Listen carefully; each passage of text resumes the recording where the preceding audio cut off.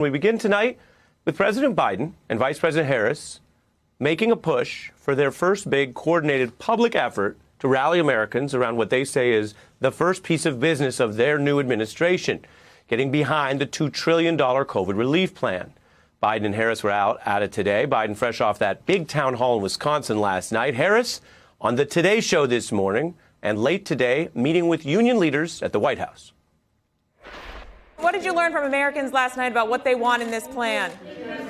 I learned based on the polling data, they want everything that's in the plan. Not a joke.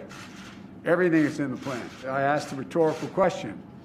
Those who oppose the plan, what don't they like? A national emergency, a big problem, requires a big solution. You can talk about the dollar amount, but let's talk about the harm that is designed to address. This is what governing looks like. This is what a public messaging campaign looks like. Biden and Harris want to go big, and they are betting on the proposition that addressing an exhausted nation like adults, explaining that help is on the way, and not getting caught up in D.C. partisan squabbling is how you deliver the ultimate victory. Now, if you happen to catch the beat, say, last night, we were actually reporting on another piece of news that after the very divisive election that we all lived through, and a very rough January, it was news that Joe Biden was surging to the highest presidential approval rating in 4 years. It's not only news, it also cuts against some of the talk that the country is hopelessly, inevitably divided on everything. Now, when we reported that to you, we did it like we do a lot of things, as a piece of information, perhaps something we thought was interesting, but as facts. We didn't know that actually, to some degree, Joe Biden was going to make it a centerpiece point in his advocacy at that big town hall, and pushing back on the Washington, D.C. claims that everything must always be politically divided. I take issue with what everybody says about the division. For example, my plan on COVID, 69% of the American people support it. 69. The nation is not divided. You go out there and take a look and talk to people. You have fringes on both ends, but it's not nearly as divided as we make it out to be. And we have to bring it together. How about that? When someone says it's not as divided as they make it out to be, it could be just the political claim that they want to make for their side. But in this case, as we were reporting before Joe Biden started leaning into this, it's also a true development. And what he's talking about there, this is important. The they could include angry losers of the election who actually need division or its perception in order to have effective obstruction to try to stop Joe Biden in governing, where those right-wing fringe groups couldn't stop him at the ballot box. They could also include some of the D.C. purveyors of this conventional wisdom, something we try to warn about here, even as we cover and interact with plenty of people in Washington. This news is about rising support for Biden. And that news itself is not partisan. It's just a fact about where Americans are headed right now. And the fact that there is this bipartisan support out there, out of Washington, is far from automatic.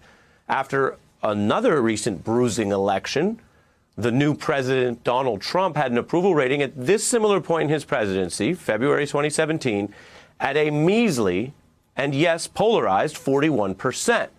Far less than half the country, even less than the people who voted for him at that point, roughly. Tonight, Biden surging here to this 62%. That's over 20 percentage points better. That's tens of millions of more people.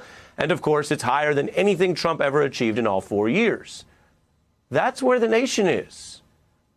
Those are a type of collective facts, even if it's not always the most exciting thing to note that people are somehow agreeing a little more than they used to, or at least agreeing on the way Joe Biden's doing in 1 month with a focus on COVID. No one's saying these numbers are permanent or there won't be criticism, perhaps justified, of other things he does in the future.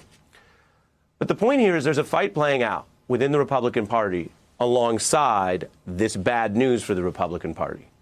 There's those who want to break with Trump. There's those saying Trump should go to prison. And then there's the others rallying around him. The Biden team here is calculating that obsessing over any of that is actually a very old framework, and that it might be bad politics, and that if Republicans want obstruction, well, they can get it, but they won't just be trying to go in the face of Joe Biden.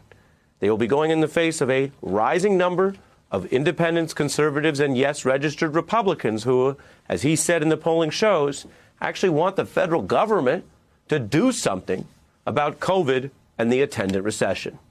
Imagine that. We're going to get into this now with people who know the issues well. We are joined by James Carville, a veteran of presidential campaigns, Bill Clinton's lead campaign strategist, and a man who does believe, politically and otherwise, the government ought to do things, as well as Pulitzer Prize-winning Washington Post columnist Gene Robinson. These are important times. We set it up pretty big picture, and James, take it away. Well, you set up a big picture. The one thing is, I don't know how divided we are, but we sure don't want the president to tell us that we're hopelessly divided. I mean, I completely agree that he should talk about unifying the country and that his program to deal with COVID relief is going to go across a broad spectrum of America.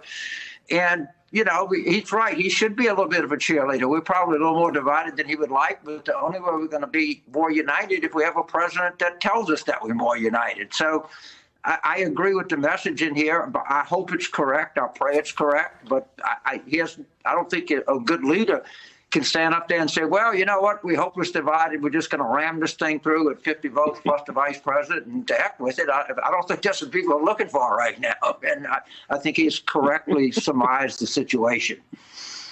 Hey, I'm Ari Melber from MSNBC. You can see more of our videos right here, or better yet, subscribe to our YouTube channel below. You could have been anywhere in the world, but you're here with us, and we appreciate that.